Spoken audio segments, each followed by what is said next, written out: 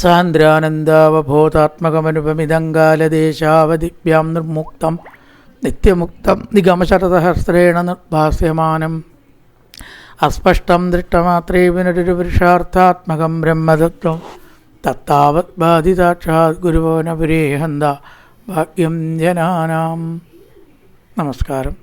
സനാതന ധർമ്മസംഹിതകളിലെ വിജ്ഞാന ശകലങ്ങൾ പങ്കുവയ്ക്കാനുള്ള ചാനലായ നാഥശ്രീയിലേക്ക് എല്ലാവർക്കും സ്വാഗതം. പ്രിയരെ, ചാനൽ സബ്സ്ക്രൈബ് ചെയ്യാനും ലൈക്ക് ചെയ്യാനും ഓർമ്മപ്പെടുത്തിക്കൊള്ളുന്നു.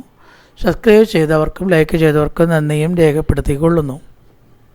ശ്രീമദ് നാരായണീയത്തിൽ 51-ാം ദശകം 9 ശ്ലോകമാണ് പറഞ്ഞു വെച്ചത്.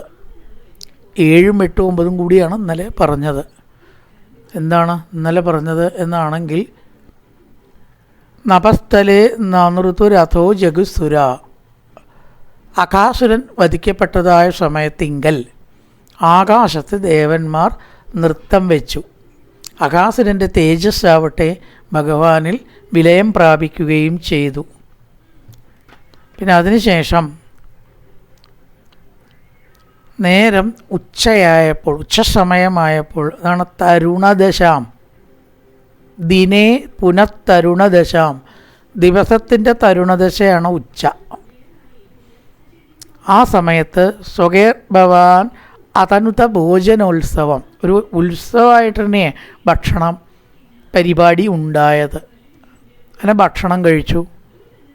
ഒരു കയ്യിൽ ചോറുരുള വെച്ച് മറ്റേ കൈ കൊണ്ട് ഓടക്കുഴൽ, പശുവിനെ മേയ്ക്കാനുള്ള വടി, മുതൽ ചിലതൊക്കെ അരയെ തിരികിയിട്ടുണ്ട്. ഓടക്കുഴലൊക്കെ അരയെ തിരികെ, ചിലതൊക്കെ കക്ഷത്ത് വെച്ചു.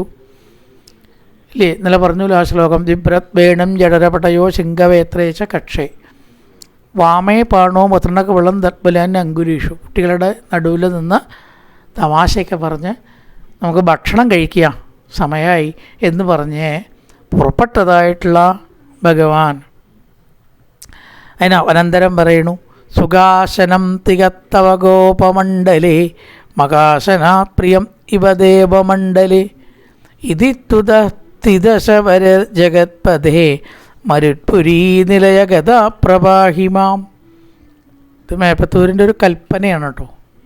സമയത്ത് ദേവന്മാരവിടെ വന്നിട്ടില്ല. ദേവന്മാർ വന്ന് സ്തുതിച്ചു, കണ്ടു, അത്രയേ ഉള്ളൂ. കണ്ടു എന്ന് പറയുന്നുണ്ട്. അവിടെ ഒരു സ്തുതി ഉണ്ടായി എന്ന് ഇവിടെ പറഞ്ഞിരിക്കണു. അവർക്കൊക്കെ അതിന് അധികാരമുണ്ടല്ലോ. എന്താണ് ദേവന്മാർ പറഞ്ഞതായിട്ട് മേപ്പത്തൂർ കൽപ്പിച്ചത്? എന്താ മേപ്പത്തൂരിൻ്റെ കൽപ്പന എന്നാണെങ്കിൽ, ഈ കൃഷ്ണൻ ഈ ഗോപന്മാരുടെ കൂട്ടത്തിൽ ഇങ്ങനെ പ്രാകൃതമായിട്ട് ഭക്ഷണം കഴിക്കുക. ഒരു ചിട്ടയോ കാര്യങ്ങളൊന്നും ഇവിടെ കാണാനില്ല. ഉരുള കടിക്കുക, വർത്തമാനം പറയുക, അങ്ങോട്ട് നടക്കുക. അയ്യേ. പക്ഷേ ഈ ഒരു ഭക്ഷണ രീതി ഭഗവാന് വളരെയധികം ഇഷ്ടപ്പെട്ടു എന്നാണ്. സുഖാസനം, സുഖമായിട്ടുള്ള ഭക്ഷണം കഴിക്കൽ. തികതവ ഗോപമണ്ഡലേ, ഗോപന്മാരുടെ ഇടയ്ക്കുള്ളതായിട്ടുള്ള ഈ അമൃതയത്ത് ഭക്ഷണം കഴിക്കൽ. ശരിക്ക് പറയുകയാണെങ്കിൽ മകാസനാത് പ്രിയം ഇവ ദേവമണ്ഡലേ, ദേവന്മാരുടെ മധ്യത്തിൽ നമ്മൾ ആരെങ്കിലുമൊക്കെ കൊടുക്കുന്നതായിട്ടുള്ള ദേവഭാഗം, യജ്ഞഭാഗം ഭുജിക്കുന്ന പോലെ, അതിനേക്കാൾ എന്ന് പറയാം. മകാസനാത്, മകം യാഗം, യാഗത്തിലെല്ലാം സമർപ്പിക്കുന്നതായിട്ടുള്ള അവിർഭാഗം മന്ത്രതന്ത്രാദികളോടുകൂടി അനുഷ്ഠിച്ച് കൊടുക്കുന്നതായിട്ടുള്ള ദിവ്യമായ നിവേദ്യത്തേക്കാൾ, അതിനേക്കാൾ ഇഷ്ടപ്പെട്ടത് ഇപ്പം എന്താണ്? ഈ ചോറുരുള കടിച്ച് നിൽക്കുന്ന ആ ഒരു രീതി, ഭക്ഷണ രീതിയാണ് ഭഗവാന് ഏറ്റവും ഇഷ്ടം.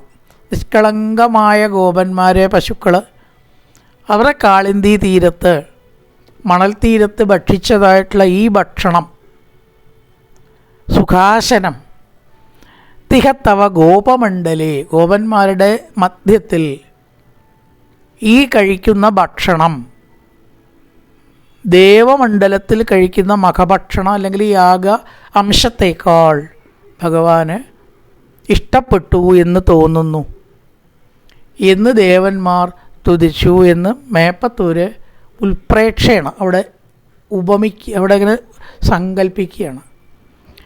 ഇതി സ്തുതത്രിദശവരർ ജഗത്പദേ, അല്ലയോ ജഗത്പദേ ഭഗവാനെ, ത്രിദശവരേർ തുതഹ. ആരാ ത്രിദശന്മാർ? ദേവന്മാർ. എന്താ അവർക്ക് ത്രിദശന്മാരെന്ന് പറയാൻ കാരണം? നമുക്കൊക്കെ 4 ദശയുണ്ട്. ബാല്യം, കൗമാരം, ചിലരതിൻ്റെ ഇടയിൽ വേറെ ദശകളും പറയുന്നുട്ടോ, ഭൗഗണ്ഡം എന്നൊക്കെ പറഞ്ഞിട്ട്. സാധാരണ 4 എന്നാണ് പറയുക. ബാല്യം, കൗമാരം, യൗവനം, വാർദ്ധക്യം. ദേവന്മാർക്ക് 4ാമത്തെ ഇല്ല, അത്രേ, വാർദ്ധക്യം ഇല്ല. എപ്പോഴും 25 വയസ്സാണ് എന്നാണ് ചില ദിക്കിൽ പറയണത്. 25 വയസ്സാണ് ദേവന്മാർക്ക്. അങ്ങനെ തന്നെ അവർ ശരീരം കൊണ്ടു നടത്ത് മരിക്കണവരെ. അതുകൊണ്ട് അവർക്ക് ത്രിദശന്മാർ.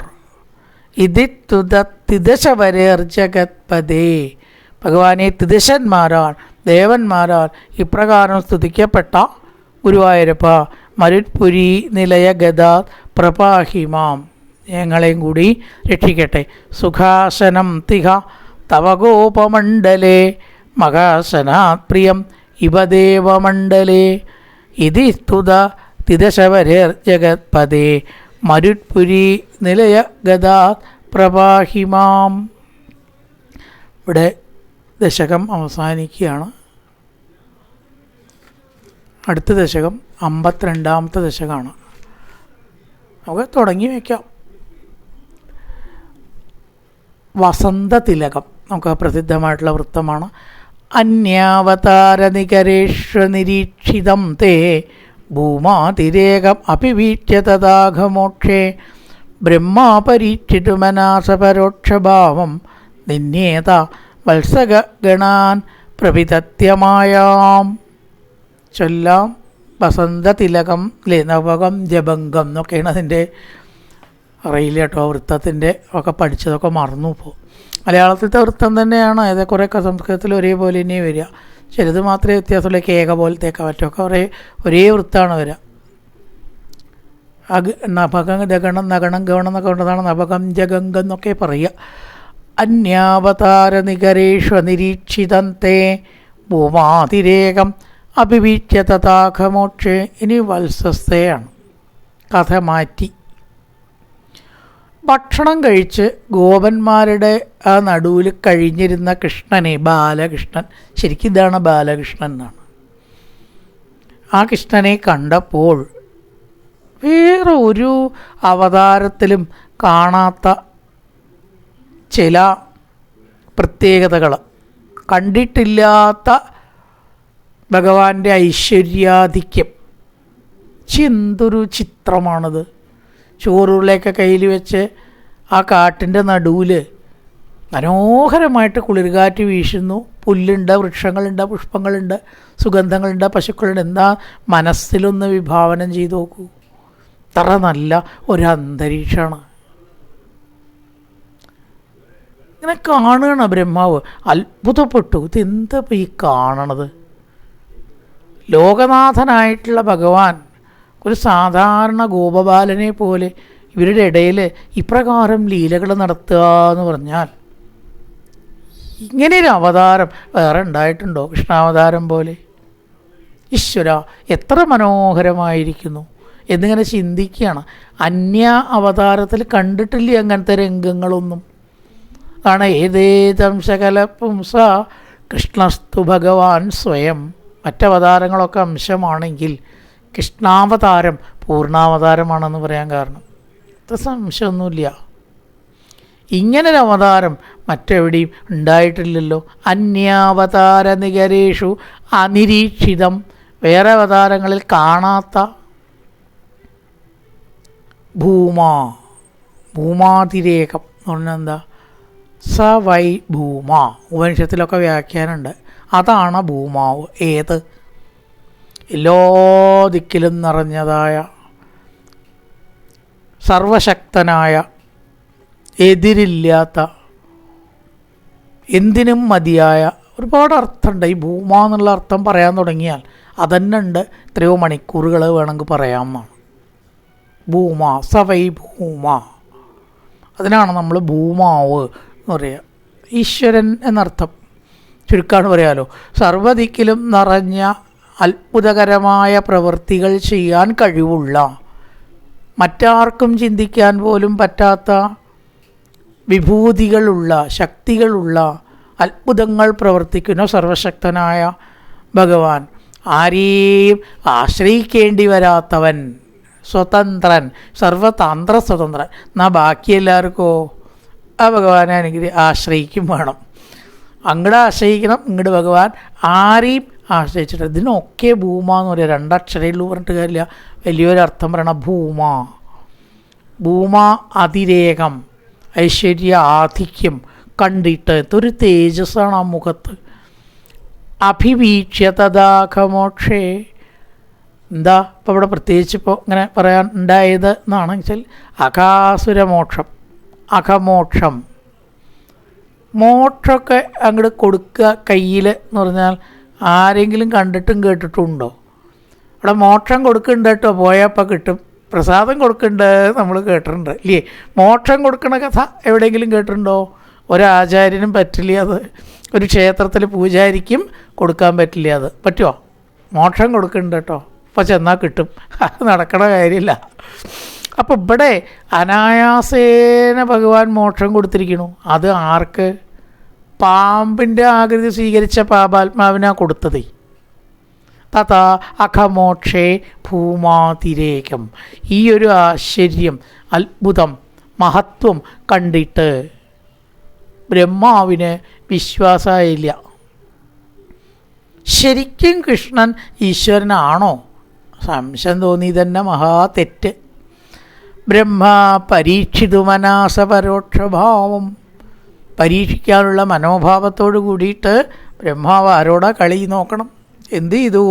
നിന്നേതവത്സകഗണാൻ പ്രവിതത്യമായാം, ലോകം മുഴുവനും മായയിൽ മുക്കണ ഭഗവാന്റെ ആ പശുക്കളെ തൻ്റെ മായാവിദ്യ കൊണ്ട് മറച്ചു. പശുക്കളെ കാണാതാക്കി എന്നർത്ഥം, മറയ്ക്കുക. അവിടെ ഉണ്ട്, പക്ഷേ നോക്കിയാൽ കാണില്ല. ആണ് ഈ മറയ്ക്കുക എന്ന് പറഞ്ഞാൽ സംഗതി അവിടെ ഉണ്ട്, പക്ഷെ കാണാൻ കഴിയില്ല. ആരോടാ കളിക്കണം? ഈ ലോകം തന്നെ ഒരു മായയിൽ മുക്കി കളിക്കണ ഈശ്വരനോടാ കളി.